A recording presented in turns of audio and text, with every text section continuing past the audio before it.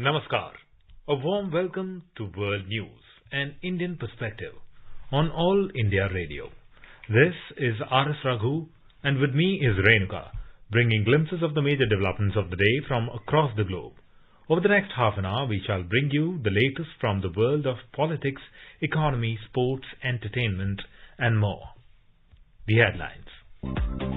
U.S. Secretary of State Antony Blinken calls on Prime Minister Narendra Modi in New Delhi.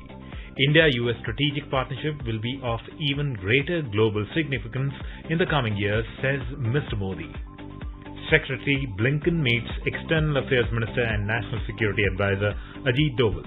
US announces additional $25 million to support India's COVID-19 vaccination program. India's Defence Minister Rajnath Singh reiterates terrorism as the most serious threat to international peace and security at the SCO Defence Ministers meet in Dushanbe. BRICS Civil Forum 2021 inaugurated virtually. External Affairs Ministry says forum provides opportunity to enrich the BRICS dialogue.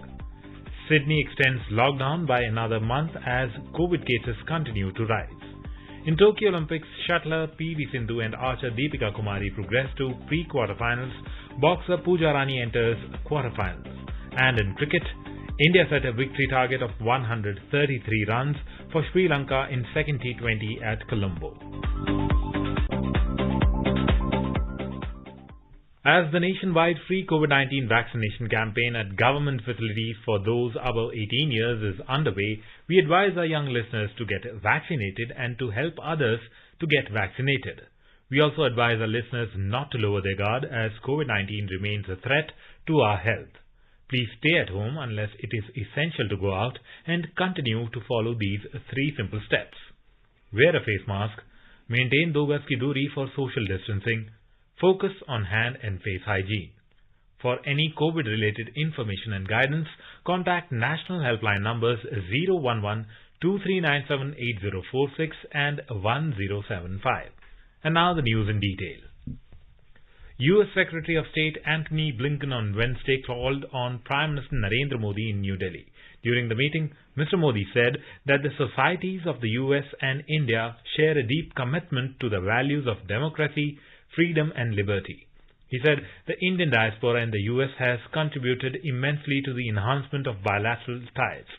The Prime Minister noted that the India-US strategic partnership will be of even greater global significance in the coming years. In the context of the challenges posed by COVID-19, global economic recovery and climate change. During the meeting, U.S. Secretary of State Blinken conveyed greetings of President Joe Biden and Vice President Kamala Harris to the Prime Minister. He briefed the Prime Minister on his fruitful exchanges with External Affairs Minister Dr. S. Jaishankar and National Security Advisor Ajit Doval earlier in the day. Mr. Blinken expressed strong commitment to further deepen India-US strategic relations in various sectors including defense, maritime security, trade and investment, climate change and science and technology. He appreciated the increasing convergence between India and US on a wide range of bilateral and multilateral issues and the commitment of both strategic partners to convert this convergence into concrete and practical cooperation.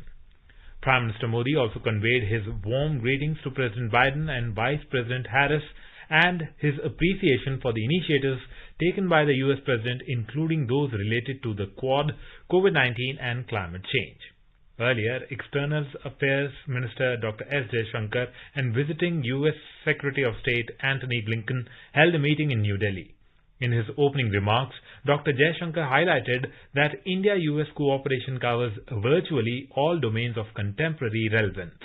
He also spoke about the shared interests, similar concerns and strong convergences. Cooperation against the COVID pandemic was also highlighted by the External Affairs Minister. He also spoke on striving for peace and prosperity in the Indo-Pacific, working for democratic stability in Afghanistan, deepening the quadrilateral security dialogue Quad, and working even closer on contemporary challenges and conversations on global issues based on real exchanges of national experiences and historical perspectives. Regarding Afghanistan, it is essential that peace negotiations are taken seriously by all parties. The world wishes to see an independent, sovereign, democratic and stable Afghanistan, at peace with itself and with its neighbors. But its independence and sovereignty will only be ensured if it is free from malign influences. Similarly, unilateral imposition of will by any party will obviously not be democratic and can never lead to stability.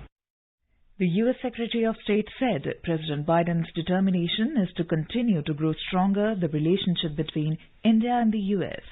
He deeply appreciated the work that both the countries have been able to do together and the work going forward.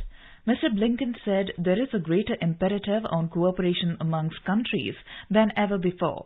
Later, in a media briefing, Dr. Jaishankar said the meeting with Secretary Blinken takes place at an important juncture when key global, regional challenges need to be effectively addressed. He said in the discussion, both sides focused on expanding vaccine production to make it globally affordable and accessible. He acknowledged responsiveness of Biden administration to keeping the raw material supply chains open for vaccine production in India and thanked for the support India received during COVID's second wave from US. He said the support was truly exceptional.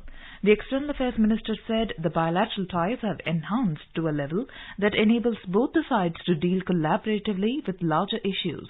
On a media query on Chinese criticism to Quad, Dr. Jaishankar said groups of countries working together is not strange and BRICS is one such example. Mr. Blinken said our bilateral ties enhance to a level that enables us to deal collaboratively with larger issues. We believe this partnership will be critical for delivering stability and prosperity in the Indo-Pacific region and beyond, and for showing the world how democracies can deliver for their people. And we believe that there's a good deal that we can accomplish together on so many fronts, including in the near term. Mr. Blinken also met National Security Advisor Ajit Doval. Both sides discussed strategic issues of importance in security, defense, economic and technology-related sectors. Special attention was on long-term measures to take the relationship to the next level. Views are also exchanged on contemporary and futuristic issues related to regional and global security. India's Defence Minister Rajnath Singh highlighted terrorism as the most serious threat to international peace and security. Addressing the Shanghai Cooperation Organization SCO Defence Ministers meeting in Dushanbe, Tajikistan on Wednesday, the minister reaffirmed India's resolve to fight terrorism in all its forms and manifestations. Mr. Singh congratulated the member states of the SCO on successful completion of 20 years of its existence. He said that though India joined the organization in 2017, historical and civilizational relations and geographical connect make India inseparable from the SCO. On Afghanistan, the minister said that so far India completed 500 projects in the country and continues with some more with a total development aid of $3 billion. Speaking on the efforts to fight the COVID pandemic, Mr. Singh said that India is determined to vaccinate 90 crore adult population and to help other friendly countries with vaccines. He concluded his address stating that India accords high priority to consolidation of trust in security domain with SCO as well as strengthening ties with SCO partners. Meanwhile, the Indian Air Force formally inducted Rafale aircraft into the squadron number 101 at Air Force Station in Hasimara in Eastern Air Command on Wednesday. The event also included a flypast heralding the arrival of Rafale aircraft to Hasimara, followed by a traditional water cannon salute. Addressing the personnel during the induction ceremony, Chief of Air Staff said that the induction of Rafale had been carefully planned at Hasimara, keeping in mind the importance of strengthening IAF's capability in the eastern sector. 101 Squadron is the second IAF squadron to be equipped with Rafale aircraft. The glorious history of this squadron includes active participation in 1965 and 1971 Indo-Pak Wars. In today's Hotspot section, we bring you a discussion on India's presidency and its quest for an expanded UN Security Council. In conversation are Veena Sikri, former diplomat, and Simran Sodhi, journalist. We have seen that the discussions for an expanded UNSC has been there for a while now, but there really doesn't seem to have been any real development forward. Ambassador Sikri, when we see these negotiations that have been going on for quite some time now, why do you feel it is taking so long for the UNSC to reform itself? Well, this is a very, very complex question, and it is a question of very, very long standing. I'm sure you remember that way back in 1950, India was offered the permanent seat on the Security Council. In 1950 by USA and in 1955 by the then Soviet Union. This was because at that time, the Republic of China was being taken off from its membership of the Security Council, and the Chinese Communist Party-led PRC was coming into the UN. And so there was a question of who would take that seat on the Security Council. At that time, India turned it down. And now we are trying very hard to get onto the Security Council. Right now, it is a very contemporary and important subject today because as of January this year, India has been elected to a 2-year term as a non-permanent member of the Security Council. So for all of 2021 and 2022, India is going to be on the Security Council in a non-permanent category. And during this time, India has been planning and very carefully strategizing as to what their agenda for the 2-year term on the Security Council is going to be. And certainly on this agenda, gaining final approval for India's permanent seat on the Security Council is very high on the agenda. From 1st of August this year, India is going to be president of the Security Council for 1 month. This is a rotating presidency of the Security Council. It goes in alphabetical order, and France is the president for the month of July. And on the 1st of August, India is going to take over as president of the Security Council. So we can see already that during the last few months, the government of India, the foreign minister, external affairs minister, the foreign secretary have all been planning very hard for this. Now, why is it taking such a long time, as you said? Because this has now become a very complex geopolitical issue.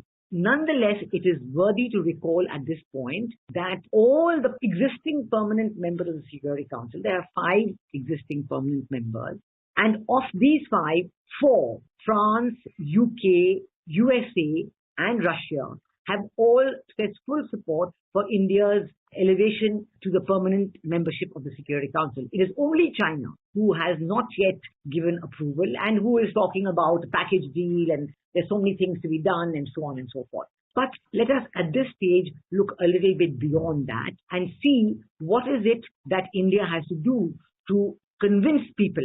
And I think in this way, there is a grand strategy that India is building up to look at the issues. What are the aspects that India should be focusing on as they go about convincing the entire membership of the UNGA and the existing permanent members of the Security Council on the need to accept India as a permanent member? I think some of the important issues that I would like to highlight as this, and I think India will be working on them very carefully and very strongly. First is on counter-terrorism. This is a very important aspect, and I think that India's presidency of the Security Council for 1 month in August, and as such during the next 2 years, and in the UNGA General Assembly, India is going to work very hard on this, trying to get world agreement on a global convention on counterterrorism, getting the definition of terrorism accepted by the world body, and working ahead to make sure that this terrible curse of terrorism and violence ends once and for all, and that we have in place a global convention on counterterrorism that will call out terrorism for what it is. Terrorism is a crime against humanity, and it must be recognized as it is and accepted as it is, and action must be taken by the world community wherever such acts and wherever such acts of terrorism take place. Ambassador Sikri, just to bring us to the thing that the UNSC has also been criticized very often of no longer being representative of the current world that we live in. The critique is increasingly that it reflects a world which is very post-World War II, and you have major countries like India, South Africa, Japan, which are missing. We've also seen countries like Germany and South Africa. They've also supported India in a push that the UNSC has to be expanded so that it represents the present world scenario. Do you feel that this is something, one, that the present members of the UNSC, the P5, as you had mentioned, recognize the fact? And two, as you had mentioned, that China remains the main obstacle to the reforms, especially to India's entry. Do you feel that China can be then convinced to change its position? You are right that yes, the world community does accept that, the present structure of the Security Council is frozen in time way back from the end of World War II, or maybe from the time of 1945 and 1949 when the Chinese Communist Revolution succeeded. But how do you move forward from that?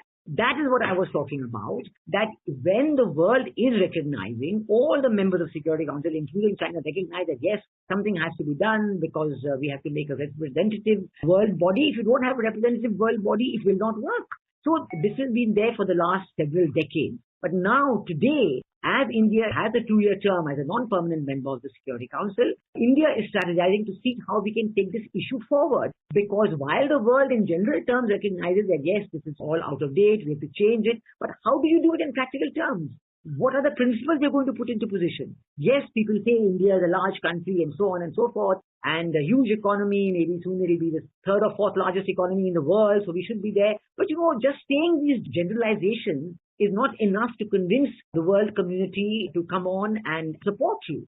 So that is why we have already put in place an important strategy as to how we are going to convince the world community, including all the members of the Security Council, that the time is now and that the time has come for India to be taken on as permanent member of the Security Council. And there are 3 or 4 areas that are vital for India, and we have to show these areas in which India has major contribution to make. Either we have already made that contribution, or we are in the process of making the contribution, or we are working towards making that contribution. That is number 1. And number 2, that India's contribution is indispensable. It is vital for attaining the solution of that problem.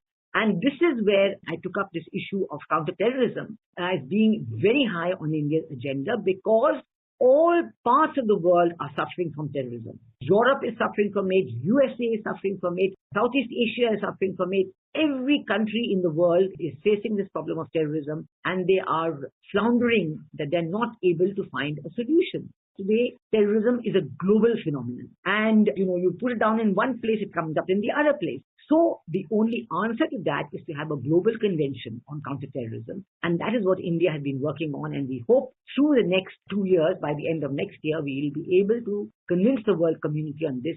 The second important aspect is maritime security.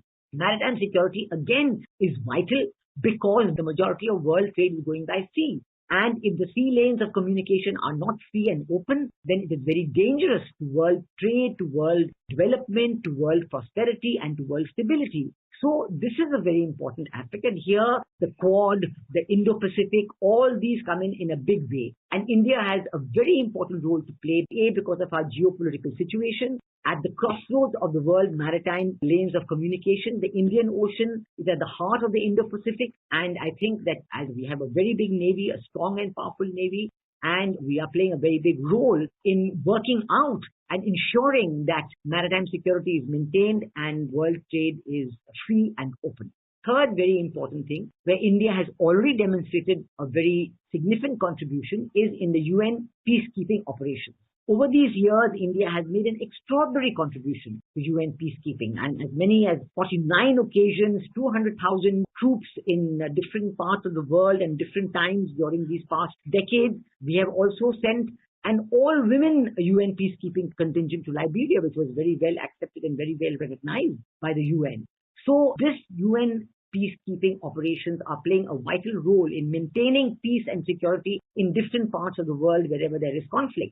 And India's contribution on this has been so significant and strong that just by this alone, India's position as taking up permanent membership becomes very strong. Another aspect is India's contribution in science and technology, in information technology, in the pharmaceutical industry, the making of vaccines, and giving vaccines to the rest of the world. All these issues contribute that India's role in world health, in world peace and security is too large and too significant to be ignored. And India's leadership role in these areas can only be fully developed by bringing India as a permanent member of the Security Council. So these are the 4 or 5 issues in which India is planning to develop its role. It is undertaking initiatives through the UNGA and the UN Security Council, and I am sure that very soon you're going to see a sharp growth and development in the support for India's permanent seat on the Security Council. Ambassador Sikri, we've also seen that Prime Minister Narendra Modi has many a times pressed for reform of the UN Security Council, and he has been joined by the UN General Assembly President and even the French President Emmanuel Macron. He has also called for an overhaul of international cooperation mechanisms. Macron has gone to the extent of underscoring that the UNSC is no longer producing useful solutions today.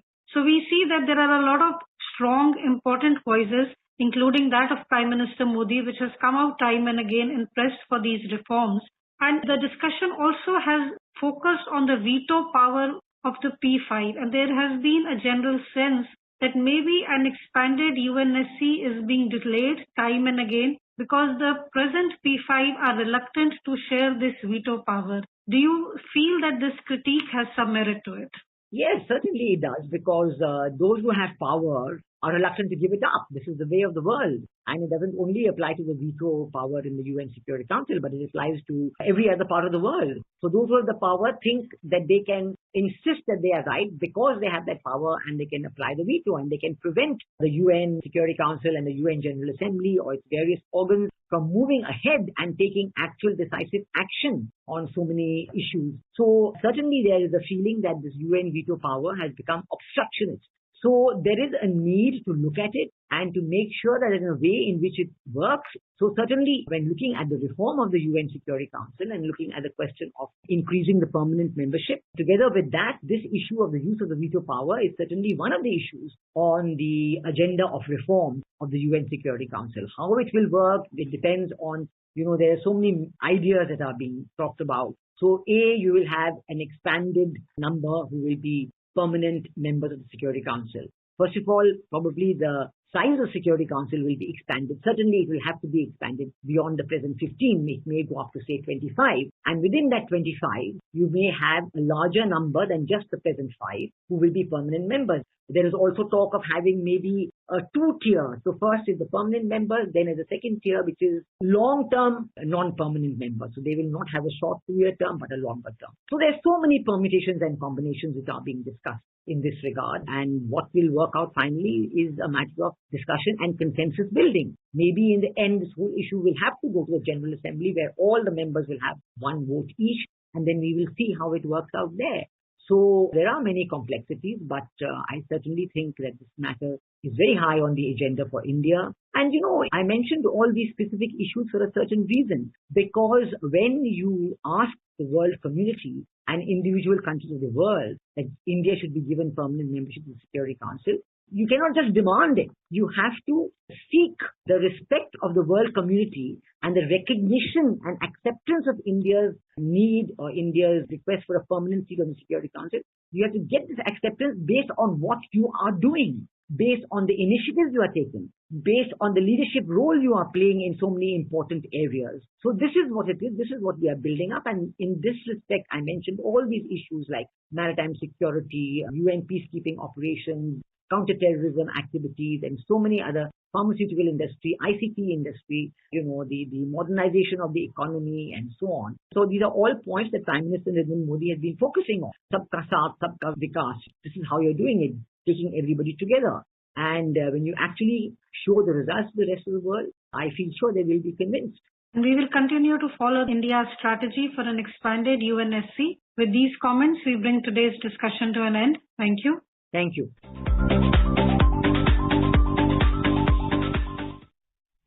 More than 44 crore 61 lakh COVID vaccine doses have been administered in the country so far under the nationwide vaccination drive. The Health Ministry said the recovery rate has reached 97.39%. More than 41,000 patients have recovered during the last 24 hours. India reported more than 43,000 new cases in the last 24 hours. During the same period, 640 deaths were reported.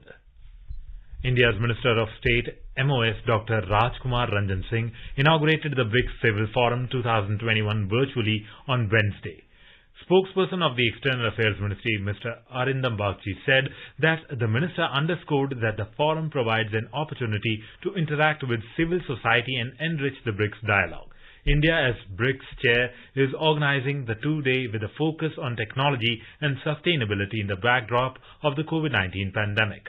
The statement added that the BRICS Civil Forum is a recognized and influential people-to-people platform under BRICS cooperation framework. The minister also appreciated the strong calls for reforming various multilateral institutions to make the global governance architecture more representative, inclusive and participatory. Now let's take a look at the coronavirus updates from around the world. Bangladesh continued to report a high number of COVID-19 infections in the country despite the strict lockdown, entering the 6th day on Wednesday. A record number of 15,230 new corona cases were reported across Bangladesh, along with 237 deaths on Wednesday. Sydney's lockdown has been extended by another month as COVID cases continue to rise. Australia's largest city has been under stay-at-home orders since late June due to an outbreak of the Delta variant. Moving on to sports, Indian women athletes continued their winning spree on Wednesday in the ongoing Tokyo Olympic Games as boxer Pooja Rani entered the quarterfinals, while star shuttler PV Sindhu and archer Deepika Kumari have progressed to pre-quarterfinals. On the 6th day, India's medal hopeful and Rio silver medalist PV Sindhu stormed into the pre-quarterfinals of women's singles after defeating Hong Kong's Chuang Nan Yi 21-9, 21-16 in the final Group J match. World number 7 Sindhu will meet Group 1 topper Denmark's world number 12 Mia Blichfeldt at 6:15 a.m. Thursday. All India Radio will broadcast running commentary on the match. In cricket, chasing the target of 133 runs, Sri Lanka were 94 for 4 in 15 overs against India in the second T20 international of the three-match series at R. Premadasa Stadium in Colombo when reports last came in. Now let us take a look at the major developments around the world as reported in the foreign press. Washington Post writes England reopens borders to fully vaccinated visitors from US and Europe. The Guardian says Myanmar could become COVID super spreader state according to UN expert. The Globe and Mail reports Tunisia judiciary investigates parties as political crisis simmers. Sputnik News posts scientists detect water vapor on Jupiter's largest moon, Ganymede, for the first time. Financial Times says Biden warns cyber attacks could lead to a real shooting war. Gulf Time writes that Indonesia's Sinabung volcano erupts. A quick look at the headlines once again. U.S. Secretary of State Antony Blinken calls on Prime Minister Narendra Modi in New Delhi. India-US strategic partnership will be of even greater global significance in the coming years, says Mr. Modi. Secretary Blinken meets External Affairs Minister and National Security Advisor Ajit Doval. US announces additional $25 million to support India's COVID-19 vaccination program. India's Defence Minister Rajnath Singh reiterates terrorism as the most serious threat to international peace and security at the SCO Defence Ministers meet in Dushanbe. BRICS Civil Forum 2021 inaugurated virtually.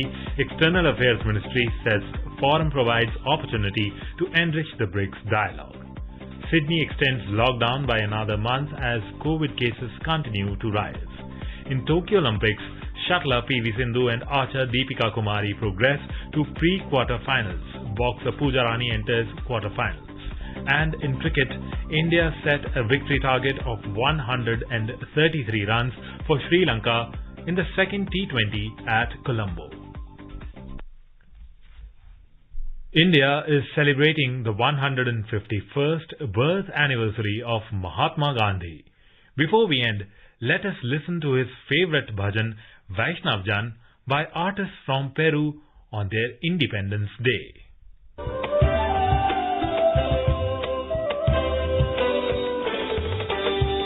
Vaishnav Jan ko tene kahiye peer barai yanne par dukhe ubaga kare to ye mahabhimana